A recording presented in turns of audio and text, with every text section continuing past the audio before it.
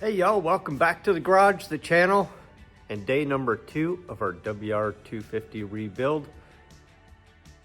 All right, like yesterday, I did just a very minor little bit of reassembly, disassembly. So from yesterday, basically I put the bolt back into the crankcase so it quit draining the oil. And one of the things I noticed I'm gonna have to get off of here is my wiring going to the stator, going to the starter. These are both harnesses that run up kind of behind the radiator. So I popped this off already. I loosened the radiator so I can pull those wires down and get them free and loose and break them when I go to pull the engine out. They're not stuck. And then as far as yesterday goes, obviously, we took the seat off, we took the tank off, we took the carburetor out, we took the upper engine mount out, we disconnected the rear section so that we could tilt it down. Took the exhaust off and left it just right to there. There's a carburetor. And that's about as far as we got on it yesterday. Probably a total of about an hour and a half, maybe 2 hours worth of time into it. And as far as today goes, up here, I got to disconnect the wiring. The starter wire goes all the way back here to the starter relay, so I got to disconnect that, fish that through. The left and right side engine mounts are going to have to come off completely. The dry sump oil lines, which underneath, that is one right there. There's one on the opposite side. We're going to take the sprocket off so that we can loosen up the chain and take the swing arm bolt out. And at that point, the engine should be ready to lift on out of there. Almost forgot this part. Lower radiator hose on the left-hand side, and then the oil return going to the tank that is in the frame. That's got to be disconnected. I think that's everything.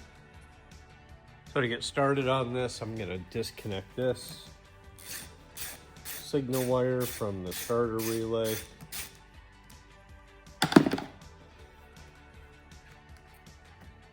Pull that through.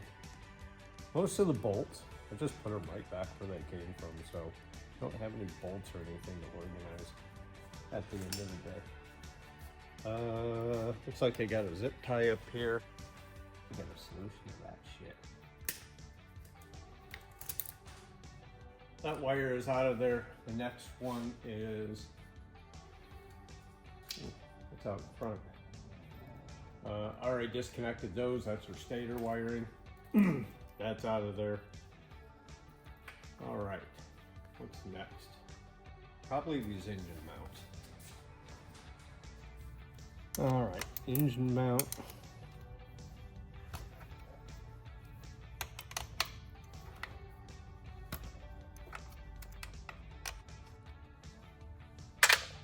And then the big bolt here, that goes all the way through.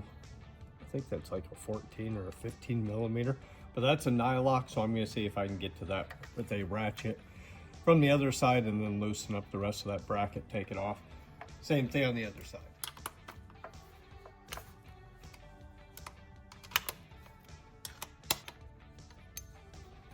Yep, so there's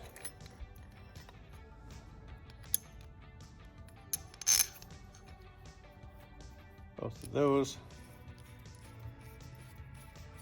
Put that in our tray of parts. And then just put our mounting bolts right back where they came from. What's next? Probably the dry sump oil lines. So our dry sump lines are just right across from each other on both sides of the engine. So I hadn't seen this one until I started working on the oil lines, but right there is one more lower mount. That's a long bolt that goes all the way through the engine case. It's about halfway out.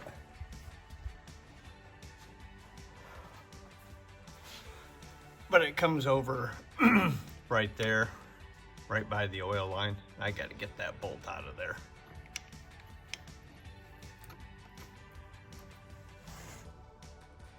Now that that cross bolt's out of there, I think the only thing I got left to do is pop the sprocket off, get our swing arm bolt pushed out, swing arm bolt pushed out, and the engine should be ready to lift on out of here. When it comes to your sprocket, I loosened this bolt up already. It was actually pretty loose to begin with. But there is a washer behind here that has a lock tab. Those commonly break, like mine did. But that folds over and it holds the nut in place so that it cannot fall off.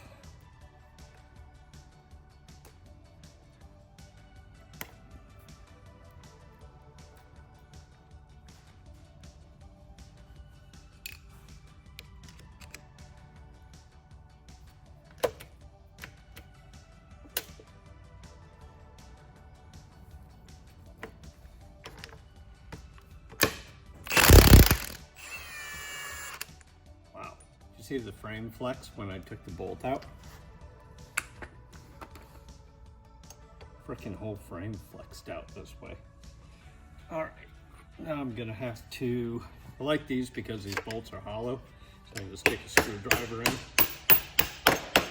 and start to tap it out a little bit, but we're not done. We still got one other thing we gotta address on the other side. Back over here, gotta take the rear brake lever off and get that out of the way so that the bolt can finish coming out.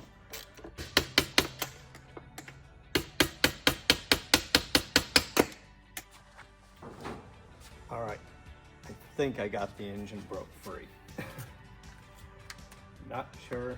I get the carburetor out of my way.